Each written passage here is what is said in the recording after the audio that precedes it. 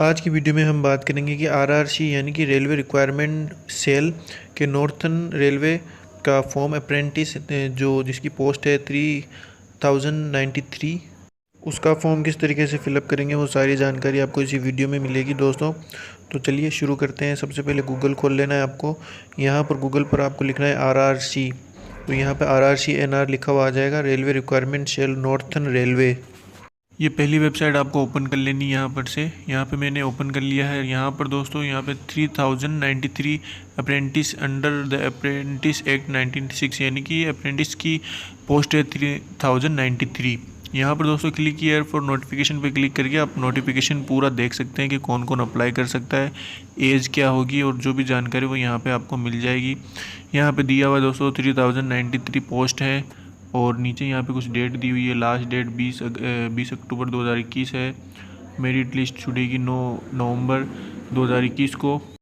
और नीचे की ओर चलते हैं दोस्तों। नीचे की ओर देख लेते हैं कि क्वालिफ़िकेशन क्या है। तो क्वालिफ़िकेशन इसेंशियल क्वालिफ़िकेशन में देख लेते हैं कि 14/9/2020 तक क्या होनी चाहिए क्वालिफ़िकेशन। 10th क्लास पास होना चाहिए, एसएससी मैट्रिकुलेशन होना चाहिए। 10+2 भी है तो चलेगा, कोई इशू नहीं है, लेकिन 50% मार्क्स 10th क्लास में होने चाहिए।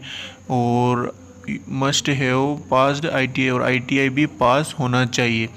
10th क्लास में 50% मार्क्स होने चाहिए और आईटीआई पास होना चाहिए। 10th क्लास और आईटीआई दोनों रिक्वायरमेंट है दोस्तों। अब यहाँ पर नीचे आ जाते हैं, नीचे आके और एक कोई देख लेते हैं क्या है नोटिस में। तो यहाँ एज लिमिट ये है दोस्तों, the candidate should have completed year 15 साल कंप्लीट हो जानी चाहिए 20/10/2021 तक। और एज लिमिट बताई गई है 15 साल से लेकर 24 साल तक के कैंडिडेट ही अप्लाई कर सकते हैं। SC/ST के कैंडिडेट के लिए 5 साल की अधिकतम छूट है और OBC कैंडिडेट के लिए 3 साल की एक्स्ट्रा छूट है। 3 ईयर्स एक्स्ट्रा उनके लिए छूट दी हुई है। और डिसेबिलिटी यानी विकलांग कैंडिडेट के लिए 10 साल की एक्स्ट्रा छूट है। यहाँ पे 10 ईयर्स उनके लिए एक्स्ट्रा छूट मिलेंगी एज में।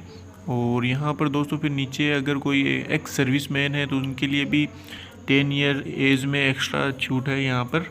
तो नोटिफिकेशन में यहाँ पर दिया हुआ है दोस्तों। अब यहाँ पर हमारा नोटिफिकेशन हमने लगभग कंप्लीट कर लिया है और बाकी और चीज़ें हैं वो हमें नहीं देखनी, हमें ऑनलाइन एप्लीकेशन फॉर्म भरना है। तो यहाँ पे क्लिक हियर पे आपको क्लिक कर देना है। वापस से जैसे क्लिक हियर पे आप क्लिक करेंगे तो यहाँ पर दोस्तों आपके सामने में एक PDF ओपन होगी। इस PDF में इंस्ट्रक्शन दिया हुआ है किस तरीके से बनना है। आपको एग्रीमेंट पे क्लिक करके अप्लाई नाउ पे क्लिक कर देना है। अब यहाँ पर दोस्तों आपको सारी चीज़ें ये कॉलम पूरा फिल करना है, अपने आप को रजिस्टर कर लेना है। तो मैं अपना नाम यहाँ पे फ़िलहाल लिख दूँगा बिना टाइम वेस्ट किए। तो यहाँ पे मैं अपना नाम लिख देता हूँ कि कैंडिडेट नेम में आपको अपना नाम यहाँ पे लिख देना है।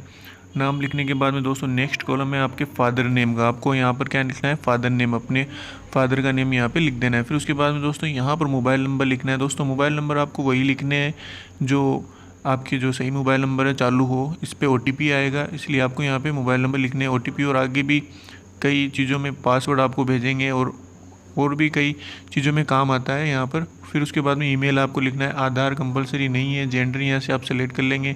कैटेगरी भी आपको यहाँ से सेलेक्ट कर लेनी है। तो यहाँ से मैं अपनी कैटेगरी जो भी मेरी कैटेगरी में यहाँ पे सेलेक्ट कर लूँगा। फिर उसके बाद में दोस्तों सब category none of the above मेरे केस में है, क्योंकि ना मैं फिजिकली हैंडीकैप्ड हूँ ना एक सर्विस मैन हूँ, इसलिए।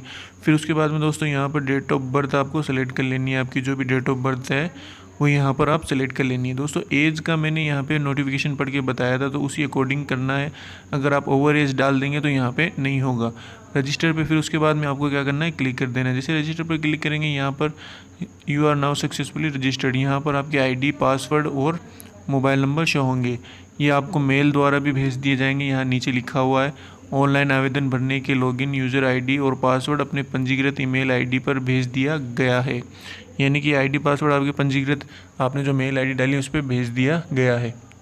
अब लॉगिन बटन पे क्लिक करके यहाँ पे आपको लॉगिन कर लेना है।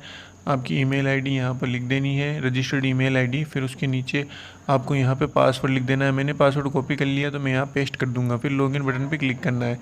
यहाँ पर ऑनलाइन एप्लीकेशन है। फिर उसके बाद में फ़ी पेमेंट है, अपलोड डॉक्यूमेंट है, प्रिंट पेमेंट स्लिप और प्रिंट एप्लीकेशन। तो यहाँ पे सबसे पहले एप्लीकेशन फॉर्म पे हमें क्लिक करना है। और यहाँ पर एप्लीकेशन फॉर्म हमारा लगभग भरा हुआ है। नीचे थोड़ा सा और भरना पड़ेगा। पर्सनल डिटेल तो हमारी लगभग भरी हुई है। नीचे एक बार आके मैं देख लेता हूँ क्या क्या चीज़ है। अब यहाँ पर दोस्तों आपको सबसे पहले एड्रेस फिल करना है। तो आपको अपना एड्रेस यहाँ पे लिख देना है, सिटी यहाँ पे लिख देना है, जो भी कंपलसरी चीज़ें हैं, स्टेट सेलेक्ट कर लेना है। फिर उसके बाद में यहाँ पर पिन कोड नंबर आपको यहाँ पर लिखना है। फिर उसके बाद में दोस्तों यहाँ से आपको अपना धर्म सेलेक्ट कर लेना है और यहाँ पर बॉडी मार्क, आपकी बॉडी पे कोई मार्क हो, कोई निशान है परमानेंट निशान वाला, तो वो यहाँ पर आपको लिखना है। लेकिन दोस्तों यहाँ पे नीचे एक बात लिखी हुई है, mole is not a body mark. अगर आपके किसी बॉडी पे तिल है, तिल का निशान है, तो वो बॉडी मार्क यानी शरीर के निशान के अंतर्गत नहीं आएगा। यानी कि आपके अगर बॉडी पे कहीं पे तिल है तो वो नहीं माना जाएगा। किसी कटने का या कोई ऐसा परमानेंट निशान हो, कटने का, ज़ख़म का या किसी चीज़ का निशान हो, तो वही मान्य होगा। तो यहाँ पे मेरे नहीं है तो मैं यहाँ पे नॉट एप्लीकेबल फ़िलहाल लिख देता हूँ। लेकिन नॉट एप्लीकेबल से बेहतर रहेगा कि मैं यहाँ पर लिख दूँ नो मार्क। ठीक है दोस्तों, यहाँ पर मैं नॉट एप्लीकेबल से बेहतर ये रहेगा कि मैं यहाँ लिख दूँ कि नो मार्क। तो यहाँ पे मैंने लिख दिया है बॉडी मार्क फर्स्ट में और बॉडी मार्क 2 में। अब यहाँ पर दोस्तों नीचे आना, नीचे आने के बाद में नियरेस्ट रेलवे स्टेशन, नज़दीकी आपका रेलवे स्टेशन क्या है वो यहाँ पे आपको लिख देना है। फिर और नीचे आना, नीचे आने के बाद में दोस्तों यहाँ पे आपको ट्रेड ऑप्शन, यहाँ पे पोस्ट चुननी है, कौन सी पोस्ट के लिए आप अप्लाई कर रहे हैं। तो मैं यहाँ कंप्यूटर ऑपरेटर के लिए अप्लाई कर रहा हूँ। और यहाँ पे दोस्तों सेकंड है क्लस्टर ऑप्शन, यहाँ पर आपको दिल्ली सेलेक्ट कर लेना है। बाय डिफ़ॉल्ट दिल्ली आ रहा है तो मैं दिल्ली सेलेक्ट कर लूँगा। और फिर उसके बाद में दोस्तों यहाँ पे नीचे आना है। नीचे आने के बाद में दोस्तों ट्रेड क्वालिफ़िकेशन, उसमें आपकी क्या शैक्षिकता है, क्या योग्यता है। तो यहाँ पे मैं कंप्यूटर ऑपरेटर और प्रोग्रामिंग कर लूँगा। और यहाँ पर नीचे आने के बाद में दोस्तों यहाँ पे आपको रिकॉग्नाइज्ड बाय कहाँ से आपने किया है, तो वो उस स्टेट आपको सिलेक्ट कर लेना है। और यहाँ पे मैं यूनिट ऑप्शन 1 में कर दूँगा ब्रिज वर्कशॉप। यहाँ पर बाकी के यूनिट मेरे केस में नहीं है तो फ़िलहाल मैं यहाँ पे इनको नहीं छोड़ूंगा। और यहाँ पर एजुकेशन क्वालिफ़िकेशन में आ जाएंगे। यहाँ पर आपको 10th की डिटेल डालनी है, 10th की जो भी आपकी डिटेल है वो यहाँ पर आपको फिल करनी है। सबसे पहले आपको अपना बोर्ड सेलेक्ट कर लेना है कि कौन से बोर्ड से आपने 10th क्लास दी थी। और फिर उसके बाद में दोस्तों यहाँ पर ईयर ऑफ पासिंग आपको सेलेक्ट कर लेना है, कौन सी ईयर में आपने पास किया था। फिर उसके बाद में दोस्तों यहाँ पर आपको मार्क्स मोड देखने के, आपको मार्क्स मिले, ग्रेड मिले, या CGPA मिले या फिर अदर। तो यहाँ पर अदर चुनने से बेहतर है कि मैं मुझे मार्क्स मिले थे। तो यहाँ पे मैक्सिमम मार्क्स, टोटल मार्क्स कितने थे आपके 10th में और ऑब्टेन कितने हुए, यहाँ पर टोटल मार्क्स आपको यहाँ पे फिल करने हैं। और ऑब्टेन यानी कितने मार्क्स आपके आए, तो वो यहाँ पर आपको यहाँ पर फिल करने हैं। जो भी आपके मार्क्स ऑब्टेन हुए, जो भी आपके मार्क्स आपने प्राप्त किए, वो यहाँ पर आपको लिखने हैं। तो यहाँ पर फ़िलहाल मैं मार्क्स लिख देता हूँ, मेरे जो भी मार्क्स यहाँ पर आए हैं वो यहाँ पर मैं लिख दूँगा। तो आगे परसेंटेज ऑटोमेटिक कैलकुलेट हो जाएगा। अब यहाँ पर दोस्तों टेक्निकल क्वालिफ़िकेशन आपको डालनी है यहाँ पर ITI की।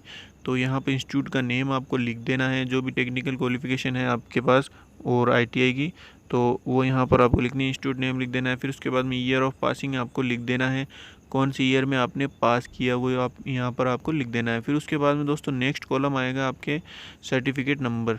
तो आपके जो ITI का जो प्रमाण पत्र है, मार्कशीट है, उसके सर्टिफिकेट नंबर क्या है, उसके नंबर वो आपको यहाँ पर फिल करने हैं। और सर्टिफिकेट डेट, कौन से डेट को इश्यू हुआ वो यहाँ पर आपको लिख देना है। कितने मार्क्स आपके टोटल थे और टोटल में से कितने मार्क्स आपने ऑब्टेन किए वो यहाँ पर आपको लिखना है। तो यहाँ पर मैं लिख दूँगा टोटल मार्क्स कितने थे मेरे और ऑब्टेन कितने हुए, वो यहाँ पर डिटेल में यहाँ पर लिख दूँगा। तो यहाँ पर मैंने डिटेल डाल दी है दोस्तों। डिटेल डालने के बाद में दोस्तों यहाँ पे परसेंटेज ऑटोमेटिकली कैलकुलेट हो चुके हैं। और यहाँ पर आपको क्या करना है, सबमिट बटन पे क्लिक कर देना है। यहाँ पे ये बोल रहा है कि एक बार फिर से श्योर हो जाएं, ये चीज़ें एडिट नहीं होंगी। तो यहाँ पे मैं ओके पे क्लिक कर दूँगा। जैसे ओके पे क्लिक करेंगे दोस्तों, यहाँ पर हमारा फॉर्म फिलअप हो चुका है। यहाँ पर एक एरर आ रहा है कि एक बार फिर से आप श्योर हो जाए कि आपने जो मार्क्स डाले हैं वो एकदम सही डाले हैं और नोटिफिकेशन के अकॉर्डिंग ही डाले हैं, क्योंकि नोटिफिकेशन में लिखा हुआ है 50% जिसके 10th में है वही एलिजिबल है। बिलो 50% के नीचे एलिजिबल नहीं है नोटिफिकेशन, जैसा कि मैंने पढ़ के बताया था। तो वही चीज़ें यहाँ पे लिखी हुई है कि एक बार फिर से नोटिफिकेशन पढ़कर ही अपनी 10th की डिटेल वगैरह डालें। और फिलहाल मैं फाइनल सबमिट पे क्लिक कर दूंगा। फाइनल सबमिट पे क्लिक करने के बाद में दोस्तों हमारा एप्लीकेशन फॉर्म फिलअप हो चुका है। अब हम पेमेंट की ओर बढ़ते हैं। यहाँ पर दोस्तों पेमेंट आपको 100 रुपये लग रहे हैं चार्जेस। मेरे केस में 100 है, आप अपने केस में देख सकते हैं कि आप कैटेगरी के हिसाब से यहाँ पे पेमेंट सुविधा अवेलेबल है। अब यहाँ पर दोस्तों आपको क्या करना है कि किससे आपको पेमेंट करना है वो यहाँ पे लिखा हुआ है। कार्ड्स है, नेट बैंकिंग है, UPI है, उन सब में से किसी पे भी आप पेमेंट कर सकते हैं दोस्तों। तो फ़िलहाल मैं फ़ॉर्म आगे फ़िलअप नहीं करूँगा क्योंकि मैंने as a demo form fill up किया है, तो मैं पेमेंट नहीं करूँगा दोस्तों।